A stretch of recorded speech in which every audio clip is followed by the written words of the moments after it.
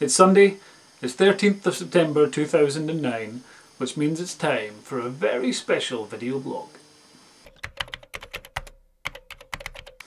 93 years ago today, this man was born. Quite probably the most famous children's author of all time, Roald Dahl wrote literally loads of books and short stories. He also wrote screenplays, including Chitty Chitty Bang Bang and You Only Live Twice, the James Bond film where Sean Connery puts them things in his eyes and pretends to be a Japanese man with a Scottish accent. To commemorate his birthday, the powers that be have decreed that 13th of September is and forever shall be Roald Dahl Day. Woo! Woo! So to celebrate Roald Dahl Day, I thought I would talk a bit today about my favourite ever Roald Dahl book, and it's this one, George's Marvellous Medicine. If you haven't read it, it's a story of this boy here, George, who lives with his mum, dad and his repulsive old grandmother. And his grandmother is intent on making his life a living hell. So George, in his wisdom, decides that he's going to mix up his special medicine, replace her own medicine with it, and the hope that it turns her into someone much nicer to be around.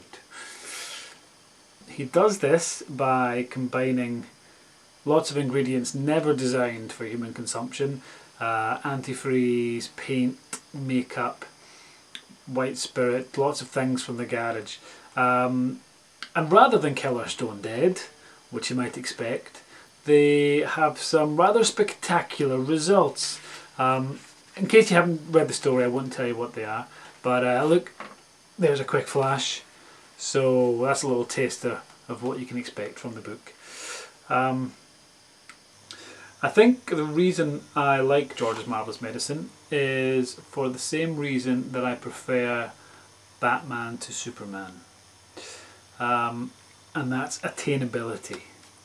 Because when I was 10, I began to realise that even though Superman had much more impressive powers than Batman, there was no way I could ever be Superman. I couldn't arrange to be born on a dying planet and sent to Earth in a rocket ship, much as I would have liked to. However, I realised that I could be Batman.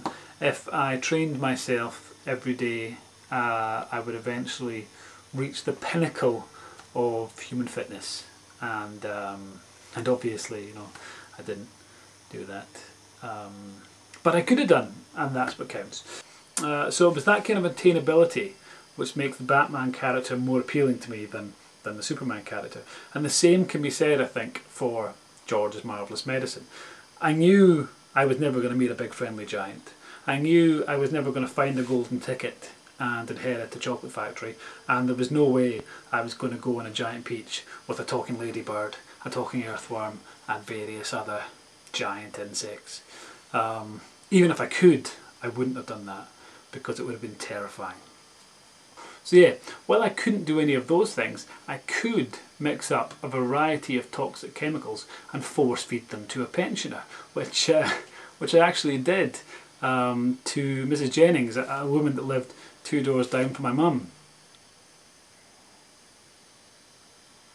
Didn't end well, if I'm honest.